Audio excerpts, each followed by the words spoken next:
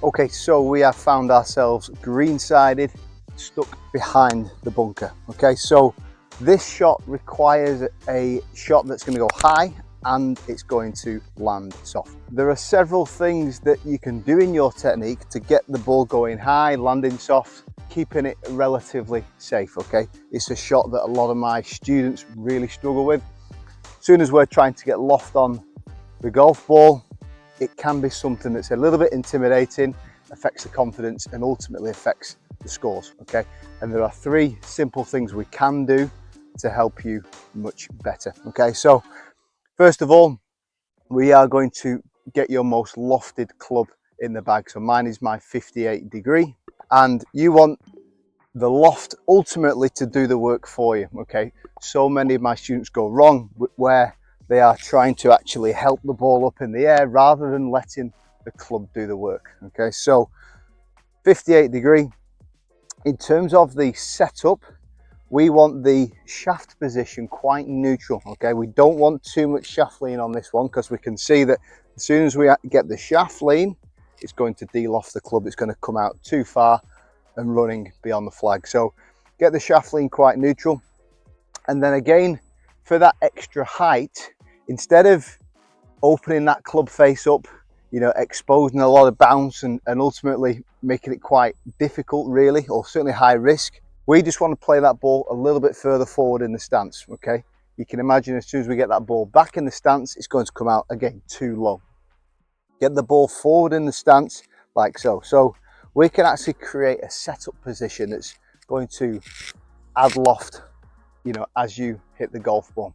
And then I want to draw on one simple concept that's going to make it much easier for you to get the ball in the air. So for you to get the ball much easier in the air, I want you to think about trying to get back into this setup position at impact. Okay, so what I mean by that is we know the ball's forward, but the key thing, the shaft position is neutral. As we come down, I actually see a lot of, actually quite often, good players creating too much shaft lean, and they get into this position here where, again, de-lofting the club. You actually want to feel like the club head is falling back onto the golf ball. So as we are coming into impact, the club head is matched up to your hands. Okay, so there, and then just allowing that club head to fall back on to the ball. Something that's quite a difficult concept if you do struggle, because quite often we get to here and we're so eager to hit it with the hands.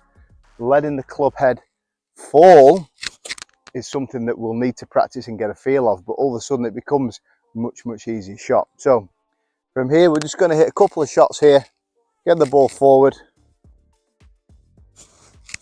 and we can just let that ball, that club head, fall onto the ball, and it just pops into the air so much easier, almost just bruising the turf as we go through there.